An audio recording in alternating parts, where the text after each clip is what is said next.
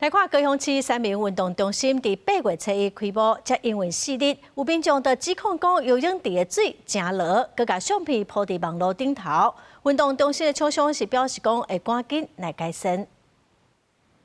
三民運動中心大門口頭前業者已經打廣告，講暫停營運。開幕第4天，初時一透早，就已經讓參加第一班游泳訓練的家長發現講，這水傷過濁，就煩惱囡仔的健康會出問題。小孩子在上課的時候就反映水道比較污濁，然後我們昨天就有跟他們的主管反映，大家都還在游，我沒辦法做立即的處理，我只能等泳池有休息的時間，我才能來處理。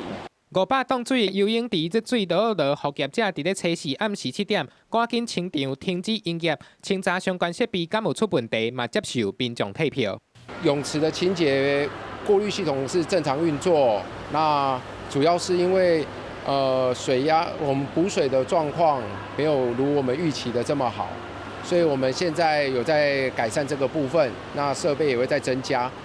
初5早起，衛生局來做例行的檢查，已經將水質提轉去化驗，等待檢驗報告。那運動中心的主管單位高雄市政府文化局就講，未來會管控游泳池的人數。因人數暴增導致水質渾濁，所以我們短期會採控管入池的人數，另外也會加速補水來維持水質。藥水，對，那它會直接刺激我們的這樣的呼吸道的黏膜。所以會造成一些病人會造成非常不舒服的這樣的影響，甚至會有一些這樣的一些感染的情況。醫生講，游泳池的污水較高感染耳啊、鼻啊，也閣有嚨喉3個所在，呼籲民眾游泳了後，就要確實將垃圾水也閣有消毒水洗掉，保護家己的健康。記者綜合報道。